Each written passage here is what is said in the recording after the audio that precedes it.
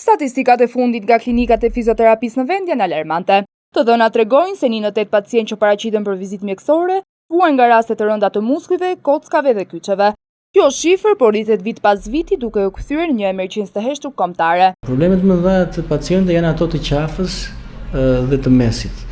Sidomos 8 në 10 pacientë që kemi ne, 8 në 10 kanë probleme me qafën, kanë dhimbje koke, humbje ekuilibri, marrje mendsh, probleme me shkikimin, bezdisje që të çojnë një invaliditet të jetës së përditshme. Dhe janë ato që janë të mesit që mund të kemi hernia diskale, probleme nervi sciatik, këto janë më të hershme, domethënë problemet e kolonës. Kur një pacient i ri vjen tek ju, si e ndërtoni një plan trajtimi që i përshtatet posaçërisht trupit dhe problemit të tij? Kur vjen një pacient, ai gjithmonë duhet jepet vëmendje e dur, sepse ana psikologjike është 50% e sëmundjes siç e kemi thënë. Dhe mbien të dhënat. Duke mbitur të dhënat, ne bëjmë diferencim se çfarë problemi ka të kolonës, ka problem muskular, ka problem artikular, ka problem me tendinat. Dhe duke bërë një analizë saktë duke mbitur të dhënat, ne arrim të japim të impostojmë një trajtim, sepse trajtimet nuk janë më standarde dhe çdo pacienti ka trajtimin e tij. Por secili ka një trajtim të personalizuar dhe seancë mbas seance merret feedbacku nga pacienti për të kuptuar si është ecësuria e trajtimit, a është përmirësuar, sepse në bazë të saj neve arrim dhe ta menaxhojmë dhe ndryshojmë planin e trajtimit. Por cilët janë faktorët kryesorë?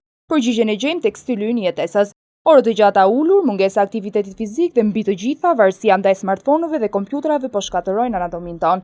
Fizioterapisti Kapaj sill të dhëna shqetësuese nga praktika e tij e përditshme, ku mosha e pacientëve me hernie diskale dhe deformime të shtyllës kurizore po zbret frikshëm në të 20-tat. Këto problematika janë disa, nuk është vetëm një.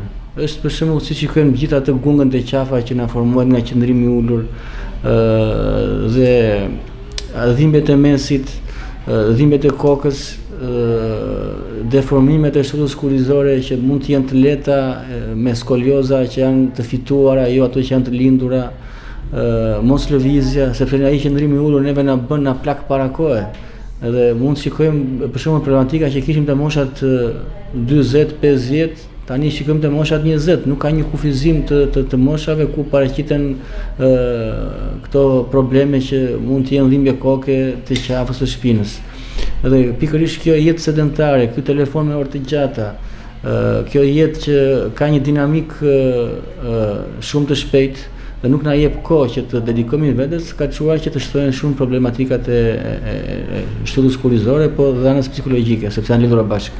Sikur të mos mjaftonte ndërtimi që e bëjmë trupit vet, zgjedhjen shpesh e kërkojmë në vendin e gabuar. Për të shpëtuar nga dhimbjet, shumë shqiptar bien prej qendrave estetike të pacertifikuara, masazhatorëve të ashtu quajtur popullor, që premtojnë mrekulli. Kjo është shumë e rrezikshme dhe ato dëmet që mund të shkaktojë janë çarjet e enëve të gjakut, sepse ne kemi 2 arterie kryesore që na vënë në pjesën e kokës dhe duke bërë këto lloj manovrash është bërë me studime dhe është parë që ka një përqindje të vogël që ndodhin këto dëmtime të enëve të gjakut. Dhe duke ndodhur këto dëmtime mund të bëjnë dëme të pariparueshme dhe pacienti mund ngelet i paralizuar, varet nga lloji i dëmtimit dhe sa është çarja e gjakut. Por tani kjo është një teknikë që po aplikohet në masë dhe nga njerëz që janë të pacertifikuar dhe të paformuar, sepse nuk mund ta marrin këtë teknikë ta hedhin poshtë, sepse kjo ka qenë në vitet 1800 dhe ka filluar në Kanada. Por gjithmonë duhet nga njerëz specializuar dhe para se të bëjmë këto lloj teknikash, duhen teste specifike për të parë a është ky pacient adapt për ta bërë këtë lloj teknike, duan grafi, jo thjesht neve e kapim bërja të krakun dhe u zgjidh problemi, sepse të gjithë njerëzit ose pacientët mendojnë kështu. Ajo është një gjë monumentale. Teknologjia nuk ndalet dhe puna në zyrë është e domosdoshme, por shëndeti i kockave dhe muskujve tonë varet nga lëvizja dhe kujdesi profesional. Trupi ynë nuk haron asnjë qëndrim i keq dhe asnjë gabim të bërë nga duart e gabuara.